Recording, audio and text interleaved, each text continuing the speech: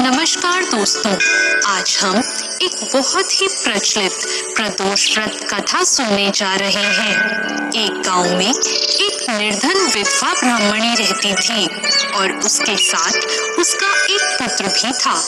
भरण पोषण के लिए दोनों प्रतिदिन भीख मांगते और जो भी मिलता उससे अपनी भूख शांत करते थे। ब्राह्मणी कई वर्षों से प्रदोष व्रत का पालन करती आ रही थी। एक बार ब्राह्मणी का पुत्र त्रयोदशी तिथि पर गंगा स्नान के लिए निकला। स्नान कर जब वह अपने घर की ओर आ रहा था तो रास्ते में उसका सामना लुटेरों से हो गया और लुटेरों ने उसका सारा सामान छीन लिया और वहां से फरार हो गए। कुछ समय बाद वहां राज्य के कुछ सैनिक आ पहुंचे और उन्होंने ब्राह्मणी के पुत्र को लुटेरों में से एक समझकर राजा के सामने प्रस्तुत कर दिया।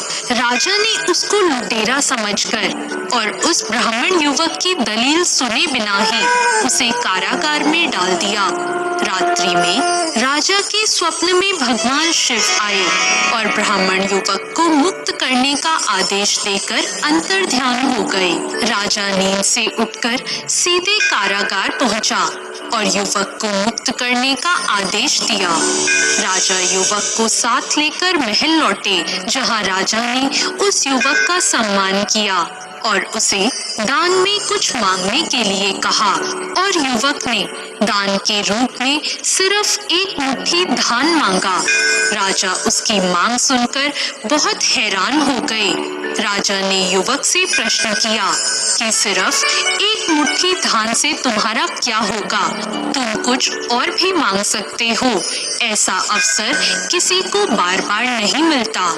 युवक ने बहुत ही विनम्रता पूर्वक राजा से कहा, हे राजन, इस समय यह धान मेरे लिए संसार का सबसे अनमोल धन है। मैं इसे अपनी माता को दूंगा, जिससे वह खीर बनाकर भगवान शिव को भोग लगाएगी। फिर हम इसे ग्रहण कर अपनी भूख शांत करेंगे।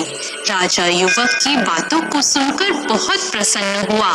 उन्होंने मंत्री को आदेश दिया कि ब्राह्मणी को दरबार में सम्मान के साथ लाया जाए। मंत्री ब्राह्मणी को लेकर दरबार पहुंचे और उन्होंने सारी बातें ब्राह्मणी को बताई और उनके पुत्र की प्रशंसा करते हुए ब्राह्मणी के पुत्र को अपना सलाहकार नियुक्त किया।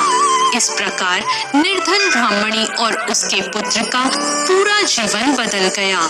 तो दोस्तों, ये थी प्रदोष व्रत कथा।